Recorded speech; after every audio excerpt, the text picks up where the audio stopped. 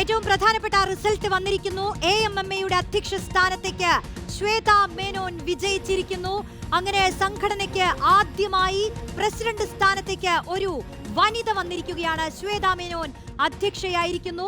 പോളിംഗിലടക്കം കുറവ് രേഖപ്പെടുത്തിയിരുന്നുവെങ്കിലും ഇതെങ്ങനെ റിസൾട്ടിനെ ബാധിക്കുമെന്നുള്ള ചോദ്യങ്ങളെല്ലാം അവസാന നിമിഷത്തിലുണ്ടായിരുന്നുവെങ്കിലും ശ്വേത മേനോൻ AMMA നയിക്കാൻ പോവുകയാണ്. പി സജീന്ദ്രൻ ചേർന്നു. ചരിത്രം വഴിമാറുകയാണ്. 3 പതിറ്റാണ്ട് നീണ്ട അമ്മയുടെ ഭരണസാരഥ്യത്തിലേക്ക് ഒരു വനിത കടന്നു വന്നിരിക്കുകയാണ്. ശ്വേത മേനോൻ വലിയ ആത്മവിശ്വാസത്തിൽ തന്നെയായിരുന്നു രാവിലെ. എന്നാൽ പോളിംഗ് കുറഞ്ഞപ്പോൾ നേരിയ ആത്മവിശ്വാസക്കുറവ് തോൽക്കും എന്നുള്ള പേടിക്കപ്പുറം ഏതെങ്കിലും രീതിയിൽ വോട്ട് ചോർച്ച വന്നിട്ടുണ്ടോ എന്നുള്ള ആശങ്കയൊക്കെ വന്നിരുന്നു. ശ്വേതയ്ക്കും കുക്കുവിനൊക്കെ ഒരു ആശങ്ക വന്നിരുന്നെങ്കിലും വോട്ട് എണ്ണി തുടങ്ങിയപ്പോൾ തുടക്കം മുതൽ ശ്വേത മുന്നേറുന്ന കാഴ്ചയായിരുന്നു.